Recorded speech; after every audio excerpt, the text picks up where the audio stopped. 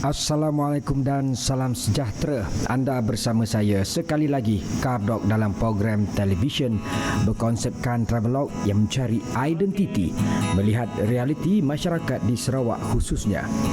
Dari belaga perjalanan jelajah Kardok menuju ke destinasi seterusnya. 5 jam perjalanan dari Belaga dengan jarak hampir 300 km agak memenatkan kami.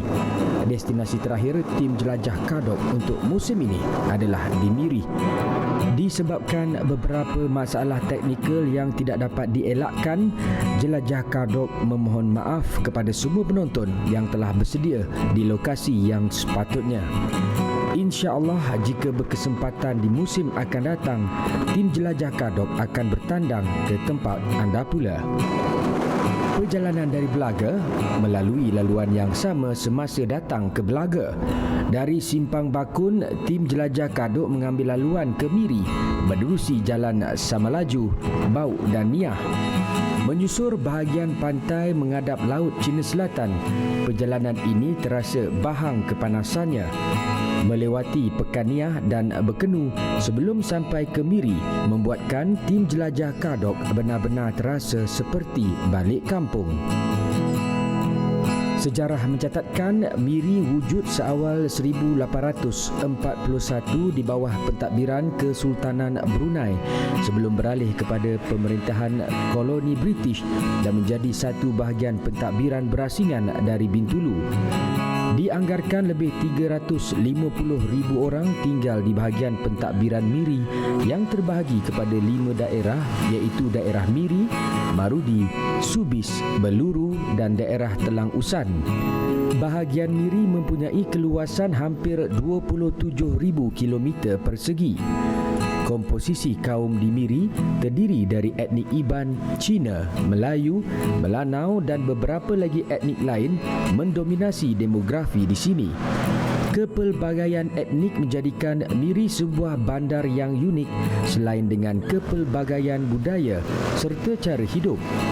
Nama Miri dikatakan berasal dari nama etnik minoriti yang menjadi penduduk asal Miri. Jati Miri adalah kumpulan etnik pertama yang ditemukan oleh Inggeris di sini. Disebabkan kepayahan menyebut perkataan Miri oleh Inggeris, maka mereka hanya mampu menyebut Miri. Kekal sehingga kini Miri sebagai nama rasmi bahagian terbesar di utara Sarawak. Jati Miri merupakan etnik asal yang mendiami bumi Miri, hidup secara nomad demi kelangsungan hidup serta terlibat dalam perang saudara membuatkan Jati Miri menetap di muara sungai. Menurut Setiausaha Persatuan Jati Miri, Wujud Rahman, terdapat sekitar 15,000 kaum Jati Miri di seluruh negara. Agak sukar untuk membezakan kaum Jati Miri dengan orang Melayu kerana rupa fizikal serta percakapannya sama. Jika di Miri, perbezaan masih boleh dibuat melalui pertuturan seharian yang menggunakan bahasa Jati Miri. Kalau kita lihat sekarang ni, yang paling jelas adalah dari segi bahasanya, di mana tutut Mirai masih diguna pakai di masa sekarang, selain daripada kebudayaan yang ditunjukkan melalui persatuan.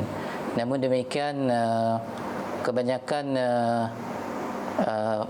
perubahan ini adalah berlaku persamaan dengan kaum Melayu dan kaum-kaum yang lain disebabkan perkahwinan campur. Selain bahasa yang masih mempunyai identiti Jati Miri adalah pakaian tradisional wanitanya, ukiran pada seni bina rumah kayu serta ukiran batu nisan yang masih terdapat di Miri. Tim jelajah Kardok sempat singgah di kubur lama Jati Miri untuk melihat sendiri keunikan ukiran batu nisan yang diperbuat daripada kayu belian. Ciri utama kayu nisan Jati Miri hampir sama dengan nisan kayu Melanau. Mempunyai struktur asas iaitu puncak, kepala dan badan. Dari badan hingga ke puncak, teknik ukiran tebuk timbuk digunakan. Ukirannya agak rumit, bersambung tanpa putus dari bahagian badan hingga ke puncak. Menggunakan motif flora dan fauna, kubur wanita nisannya agak leper dan besar berbanding kubur lelaki. Nisan kayunya berbentuk bulat seperti silinder. Meskipun semakin sukar untuk mempertahankan tradisi jati mirik akibat permodenan, sumbangan kaum jati mirik dalam membangunkan miri perlu diperakui. Antara penglibatan jati mirik adalah mengusahakan penemuan telaga minyak pertama pada 1910 yang telah mengubah wajah miri serta pembangunan setempat. Grand Old Lady, satu monumen bersejarah yang penting di Sarawak, merupakan telaga minyak daratan pertama ditemukan oleh Royal Dutch Shell di Bukit Miri atau lebih dikenali sebagai Canada Hill. Memulakan operasi pengeluaran minyak pada 22 Disember 1910, berjaya menghasilkan 650,000 tong minyak selama lebih separuh abad sebelum ditamatkan operasinya pada Oktober 1972. Dari penemuan pertama Grand Old Lady, sebanyak 642 telaga minyak dataran telah digali sehinggakan digelar sebagai Miri Field sebelum operasi cari gali dipindahkan ke dasar laut pada lewat 1950-an.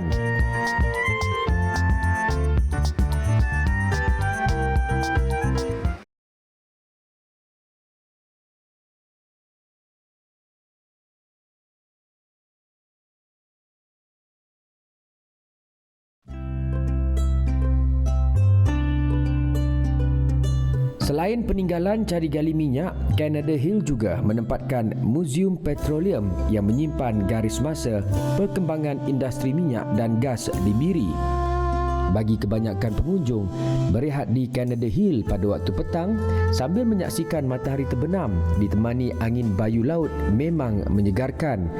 Aktiviti riadah seperti berjoging dan bersiar-siar juga mendapat sambutan di sini.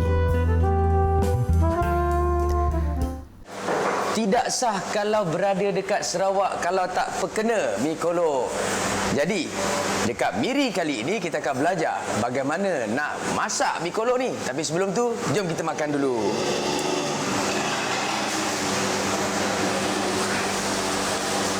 Mi kolok merupakan identiti masyarakat Sarawak yang tidak dapat dinafikan lagi. Pergilah ke merata tempat di Sarawak, dari warung tepi jalan hinggalah ke hotel 5 bintang, mi kolok pasti akan ada dalam menu hidangan mereka. Menu sarapan pagi yang nampak ringkas tetapi ianya cukup memikat setiap lidah yang merasanya. Bau supnya sahaja sudah mampu membuka selera. Untuk tujuan itu, tim jelajah kaduk singgah di restoran yang paling popular dengan hidangan mi kolok di Miri. Terletak di Jalan Haji Lampam, restoran yang telah beroperasi dari tahun 1979 ini cukup dikenali oleh masyarakat setempat. Restoran P. Ramlee Kolok dan Catering merupakan perniagaan keluarga yang diwarisi oleh Azizul Ramlee, 36 tahun, mendapat jolokan P. Ramlee kerana ayahandanya suka menyanyikan lagu-lagu seniman agung P. Ramlee semasa mula berniaga mi kolok di Miri. Akhirnya popular dengan P. Ramlee Mi Kolok. Beroperasi dari jam 7 pagi hingga 9 malam, P. Ramlee Mi Kolok sememangnya menjadi pilihan masyarakat setempat di sini. Malah orang luar yang berkunjung ke Miri pun disarankan untuk menikmati P. Ramlee Mi Kolok. Jelas Azizul, dalam penyediaan mi kolok ini tiada resepi rahsia yang digunakan. Hasil tunjuk ajar ayahandanya sahaja dan melakukan proses penyediaan mi kolok hampir setiap hari sejak 20 tahun yang lalu membuatkannya mahir dalam selok-belok penyediaan mi kolok. Seperkara yang dititik beratkan oleh Azizul semasa menyediakan mi kolok adalah penyediaan minyak bawang. Katanya jika bawang yang digoreng itu hangus, maka mi kolok memang tidak menyelerakan. Menggoreng bawang merah dan bawang putih yang dimayang halus mestilah dengan ketelitian. Minyak biar benar-benar panas dan bawang mesti garing. Aroma bawang ini menjadikan mi kolok lebih sedap bukan sahaja dari bau, malah rasanya. Untuk penonton jelajah kaduk, siapkan pen dan kertas untuk menyalin langkah-langkah menyediakan mi kolok yang akan diajarkan oleh Azizul kepada saya. Jom kita mulakan. Masukkan 2 sudu minyak bawang goreng bersama kicap pekat, kicap cair, lada sulah dan serbuk perisa jika perlu. Rendam mi kolok ke dalam air panas dan dikacau dalam seminit. Kemudian diangkat dan ditoskan. Rendam mi kolok tadi ke dalam air sejuk untuk 15 saat dan dicelur semula kira-kira 30 saat. Kemudian ditoskan dengan cara melambung-lambungkan mi kolok ke udara. Dengan cara ini, mi kolok akan berasa lembut dan sesuai untuk dimakan. Selepas ditoskan, mi kolok akan digaulkan dengan campuran minyak bawang goreng yang telah disediakan. Maka siaplah bahan asas mi kolok. Taburkan hirisan daun bawang, bawang goreng serta daging yang direbus atau ayam goreng mengikut selera masing-masing. Hidangan mi kolok tidak lengkap tanpa sup dan sos cili yang diperbuat dari cili segar. Maka siaplah mi kolok, hidangan yang ringkas dan memang popular di kalangan masyarakat di Sarawak.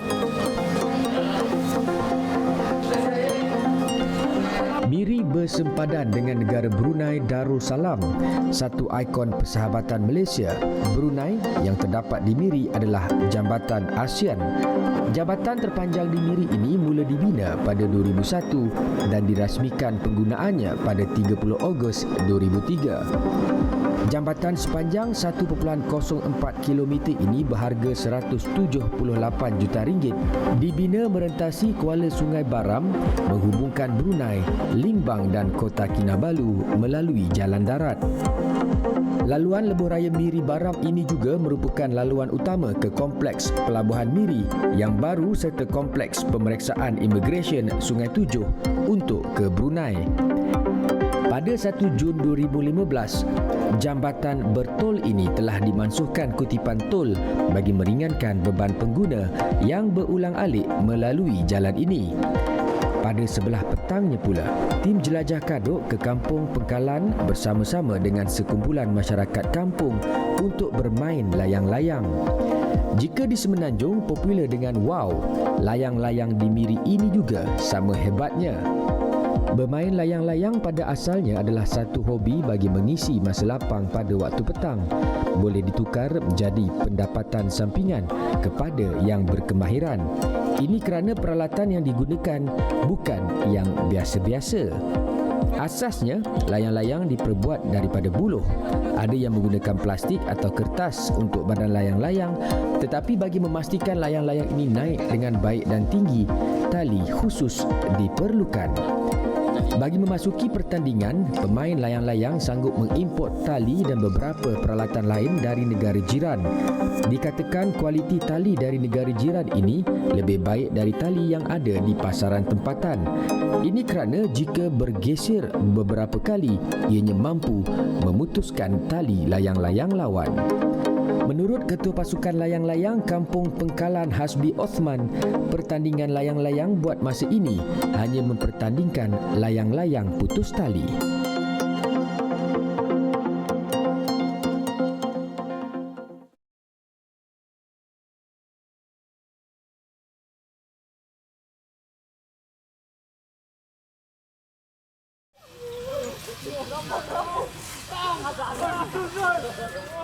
Selalunya hobi layang ni dia main untuk suka-suka sajalah. Kecuali kalau sebulan sekali tu dia buat pertandingan juga. Macam main bola sepak lah, ada 8-11, 16, 32, 64. Tengok pengajuran lah. Saya juga turut dihadiahkan satu layang-layang dan diajar bagaimana untuk menaikkan layang-layang berkenaan. Lain macam rasanya. Ini kerana dikatakan tali yang digunakan oleh pemain layang-layang ini dipercayai bersadur kaca. Jika tidak berhati-hati, mampu mencederakan tangan. Jom kita tengok mampukah layang-layang kaduk naik dengan baiknya. Tali sini. Oh, sakit tangan. Tidak apa-apa ya. Pegang tali tu. Okey, tali. Tak kurang juga ada di antara pemain layang-layang ini menggunakan pemutar skru elektronik drill bagi mengawal layang-layang mereka. Bermain layang-layang kini jauh bezanya dengan zaman kanak-kanak saya dahulu. Pada masa itu, benang biasa atau tali tangsi digunakan berbanding kini tali layang-layang pun diimport. Memang hebat. Apapun tujuannya, yang pasti bermain layang-layang ini hanyalah sekadar hobi yang sihat bagi mereka yang sukakan cabaran. Layang-layang di Miri biasanya akan dimainkan sepanjang bulan Jun hingga Ogos sahaja. Sungai dan masyarakat Sarawak tidak dapat dipisahkan. Jajaran sungai di Sarawak merupakan yang terbanyak di Malaysia. Papan tanda peringatan terhadap bahaya buaya juga turut kelihatan di sepanjang tebing sungai. Di Miri ini terdapat 2 batang sungai utama yang menjadi nadi pergerakan, iaitu Sungai Baung dan Sungai Baram. Kuala Sungai Baram terletak di utara Miri yang menjadi kawasan perindustrian pembuatan dan pembaikan kapal. Manakala Sungai Baung merupakan antara sungai yang sibuk di tengah-tengah bandaraya Miri. Kesibukan nelayan mencari rezeki dan mengangkut petugas ke pelantar minyak berdekatan menjadikan Sungai Baung tidak sunyi dari deruan enjin, bot dan kapal.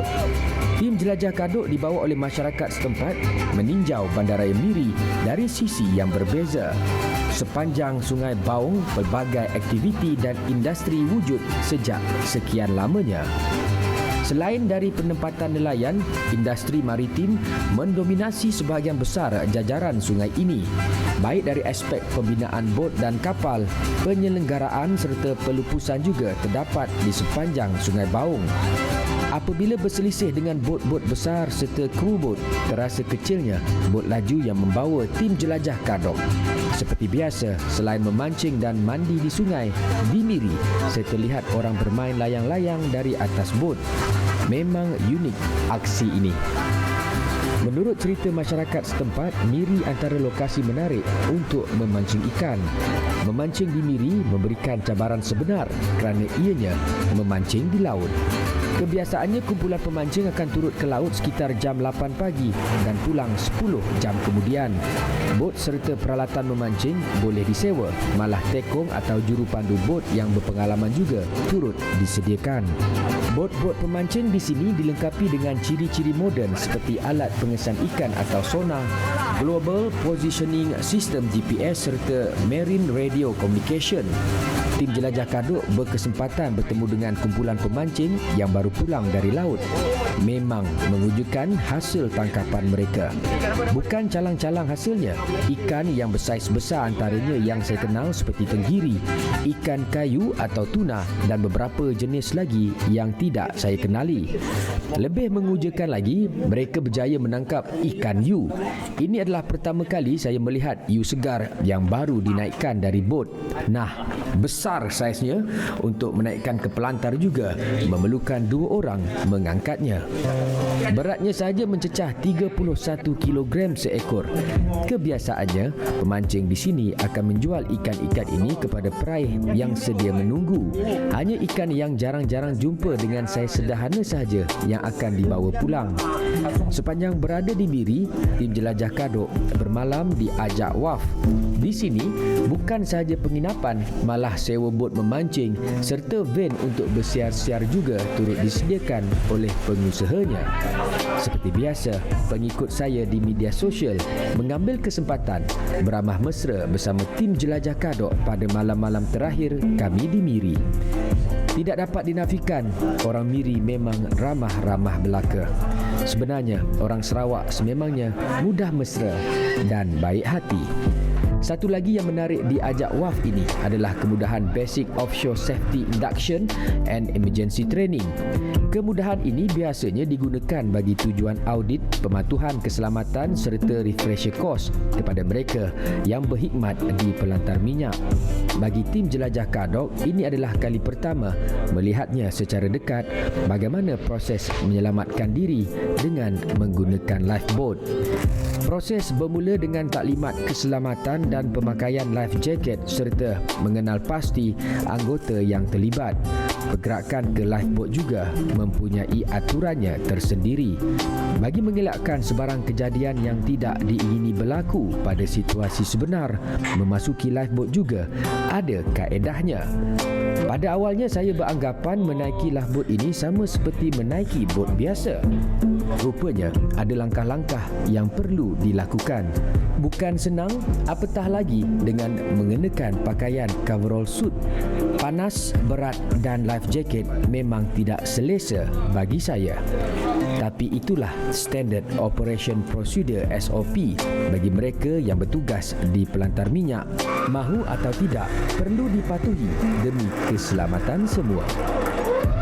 Tim Jelajah Kadok amat berpuas hati kerana berjaya mencari identiti Sarawak di setiap persinggahan dan melihat realiti yang dihadapi. Apapun hargai setiap usaha yang dilakukan serta peranan yang dimainkan baik secara individu maupun berkumpulan dalam usaha mempertahankan jati diri kami orang Sarawak. Setakat ini sahaja yang dapat dicoretkan bagi episod terakhir Jelajah Kadok di Miri. Semoga apa yang dipaparkan ini memberi manfaat kepada semua yang menontonnya. Jelajah Kadok mencari identiti, melihat realiti, melabuhkan tirainya untuk musim pertama ini. InsyaAllah, jika ada rezeki dan sambutan yang menggalakkan dari anda, kita akan bertemu untuk musim yang kedua nanti. Untuk itu, sekian dulu dari saya dan tim Jelajah Kadok. Moga anda terhibur dan teruskan menonton yang eksklusif hanya di TVS. Kerana racun itu benar. Salam.